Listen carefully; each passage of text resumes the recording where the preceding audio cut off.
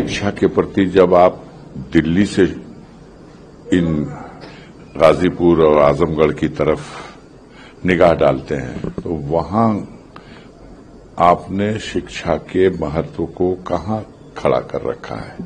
हमको पहली बार ऐसा दिखाई दिया मोदी जैसा विद्वान, उनके बाद सेकंड नाम अमित शाह, उनकी विद्वता, उनकी डिग्री, किस पे बात की जाए? स्मृति ईरानी, किस पे बात किया जाए? जय शाह पे बात किया जाए? किसकी योग्यता और किसकी डिग्री पे बात किया जाए? ये लोग खुद ही गजल लिखते हैं और खुद ही घुंघरू बांध करके मुजरा करते हैं। शिक्षा के प्रति आजमगढ़ को, गाजीपुर को जहां आप नाम ले रहे हैं, तो अल्लामा शिबली नुमानी या गाजीपुर के साथ राही मासूम रजा। अब आप बताइए, शिक्षा के प्रति जब आप दिल्ली से इन गाजीपुर और आजमगढ़ की तरफ निगाह डालते हैं तो वहां आपने शिक्षा के महत्व को कहां खड़ा कर रखा है? मानव संसाधन मंत्री स्मृति ईरानी बनाई जाती हैं, आप सवाल नहीं उठाते हैं कि एक से एक बड़े बड़े विद्वान हैं। आप मोदी जी की शिक्षा को, उनकी डिग्री को कभी चर्चा में नहीं लाते हैं। तो शिक्षा का स्तर तो जो लोग हुकूमत में बैठे हैं उन्होंने इसको नए नए प्रयोग कर डाले, और एक्सपर्ट कोई है किस विषय में और काम उसको दे दिया जाए किस विषय का, इतिहास का जानकार, और उसको आप फाइनेंस थमा दीजिए, और फाइनेंस का जानकार है उसको रक्षा मंत्रालय थमा दीजिए। ये अभी तो हमको पहली बार ऐसा दिखाई दिया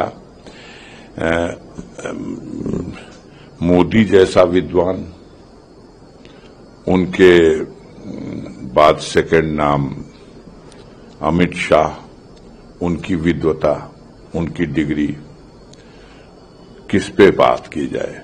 स्मृति ईरानी, किस पे बात किया जाए? जय शाह पे बात किया जाए? किसकी योग्यता और किसकी डिग्री पे बात किया जाए? आप बताइए। ये देश की जनता खुद अवाक है। अपने दामन को पहले देखिए, फिर दूसरे पे सवाल उठा लिए। ये विशेषाधिकार है तो नहीं कानून में आपको, लेकिन हमारी मीडिया ने जबरदस्ती ये विशेषाधिकार बना लिया है कि वो जिसे चाहे शंकराचार्य की डिग्री दे दे और जिसे चाहे माफिया बना दे। आप क्या पसंद करते हैं? हमको आप पूछो किसको क्या पसंद हो सकता है, ये कोई प्रश्न है? आप किसी को गाली बकिए तो कहिए कि आपको कौन सी तरह की गाली अच्छी लगती है। मैं जो हूं, मुझे जो हमारे क्षेत्र की जनता समझती है और जानती है, उसको आपके प्रस्तुत करने से दूर दराज कहीं लोग हो सकता है गुमराह हो जाएं, लेकिन बाकी तो ऐसा नहीं है। हमारे चाहने से उल्टा होगा ना, कैसे हो सकता है?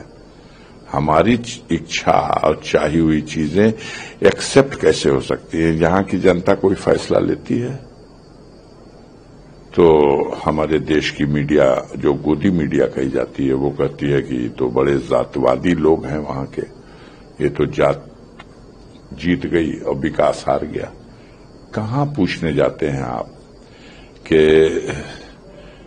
हमारे देश के संचार मंत्री श्री मनोज सिन्हा जी, आरोप लगा था कि 2G के नीलामी में कुछ घपला हुआ है। ए राजा भी जेल चले गए, कनीमोझी भी जेल चली गई। 4G में क्या हुआ, और फिर पूरा BSNL का कबाड़ा कैसे हो गया? 4 लाख करोड़ रुपया व्यय हुआ था भारत सरकार का। ये दुनिया की सबसे बेस्ट तकनीकी और मशीनें, अंतरिक्ष में हमारे टावर और मिट्टी में मिला दिया। 4 लाख करोड़ रुपया। अब जो मंत्री है, हम उसके अगर मंत्री हों तो हमें उसका रिस्पांसिबल नहीं माना जाएगा। अजीब अंदाज है देखने और समझने का। बदल दिया। छुपा रखा है? कुछ नहीं छुपा, कुछ बीजेपी हासिल करना चाहती है। देखिए, अहंकार है। और आजमगढ़ के लोगों ने योगी जी को उनके इस वक्तव्य के लिए पुरस्कार दिया। विधानसभा चुनाव में प्रदेश में उनकी सरकार बनी, लेकिन गाजीपुर और आजमगढ़ में जहां सबसे ज्यादा बुलडोजर चला था, 0 है आजमगढ़ में, 0 है गाजीपुर में। अहंकार है। तो अहंकार तो महाराजा कंस को भी था। कोई भी खिलाफ बोलेगा सर कलम करा देंगे, उसको जेल में डाल देंगे। महाराजा उग्रसेन जो उनके पिताश्री थे, उनको भी जेल में डाल दिया। तो ये लोग तो बस हमारे विरोध में है तो उसको मिटा दो। केंद्र से मोदी को हटाना है, लेकिन जो एक अलग आपके सेट किया कर दी। इंडिया अलायंस के लोग अब 4 तारीख को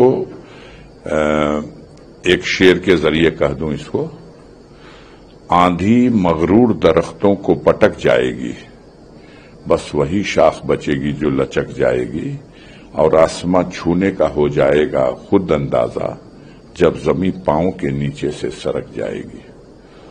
लल्लू सिंह जो सिटिंग एमपी हैं मौजूदा, और फिर चुनाव भी लड़ रहे हैं, क्या उन्होंने ये नहीं कहा है कि जिस दिन 2/3 बहुमत हमें मिल जाएगी, हम इस संविधान को हटा देंगे?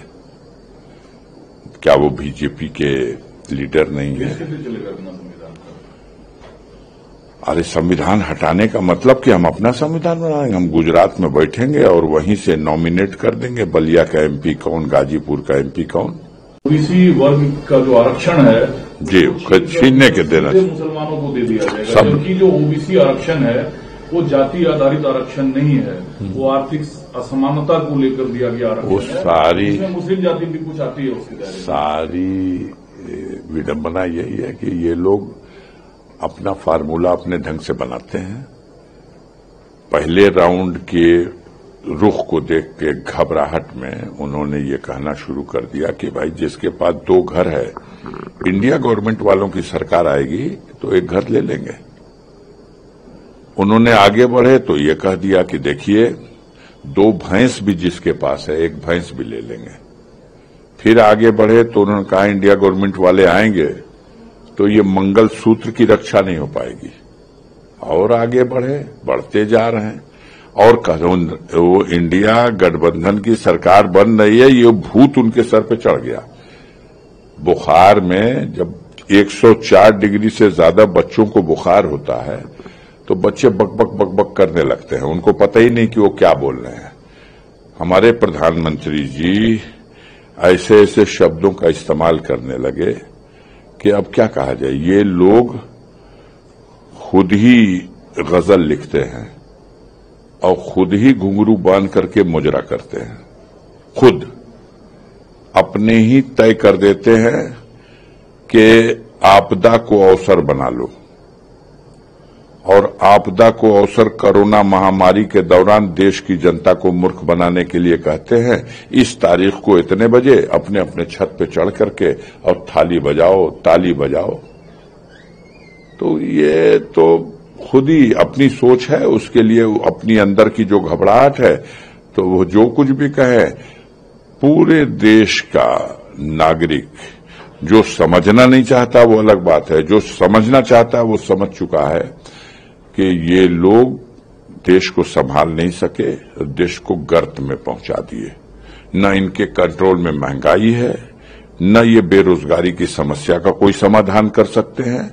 और जो लूट मची हुई है देश में, चोरी, बेईमानी, घुसखोरी, इतने बड़े पैमाने पे कमीशन खोरी कि अब उसकी वजह से तो जनता निराश हो चुकी है। कोई इन लोगों पे अब विश्वास रहा है नहीं, कुछ भी कह डाले।